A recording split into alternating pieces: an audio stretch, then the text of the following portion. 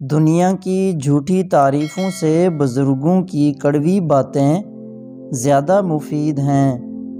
جسم خوشبو میں کیوں نہ ہو، جب اس پر موت آتی ہے تو اس میں بدبو پیدا ہو جاتی ہے۔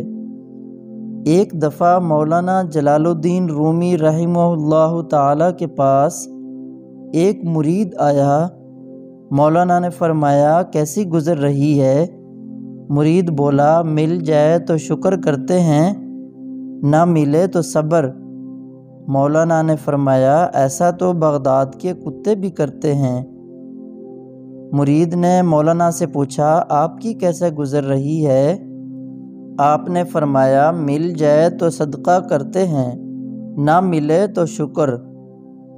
چاندنی رات میں چاند کو کتوں اور ان کے بھونکنے کا کوئی خوف نہیں ہوتا۔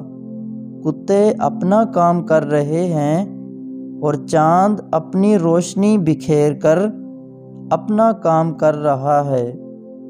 جب کسی کو تیری فکر نہ رہے تو پھر تو اپنا کام خود کر لیا کرو۔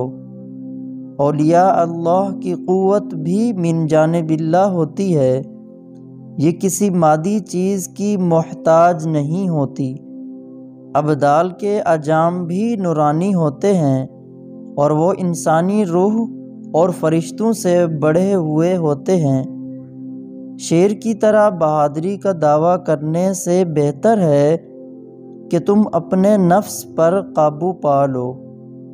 جب سب چھوڑ کے چلے جاتے ہیں تب پتہ چلتا ہے کہ صرف اللہ ہی کافی ہے۔ وہ بھی کیا آنکھ ہے جس میں بینائی نہ ہو۔ امتحانوں میں رسوائی کے سوا اس کے لیے کچھ بھی نہیں ہے۔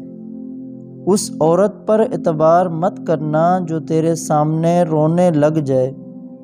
روتی ہوئی عورت پر غلطی سے بھی بھروسہ مت کرنا، یہ اس کا ایک بچھایا ہوا جال ہوتا ہے، جو اس میں پھنس گیا اس کے لیے زبردست نقصان ہے۔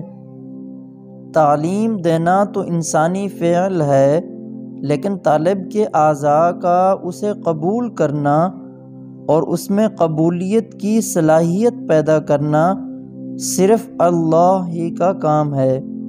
یاد رکھو کہ تم اپنے نفس کا دودھ جلد چھڑا دو، یعنی اپنی نفسانی خواہشات ترک کر دو۔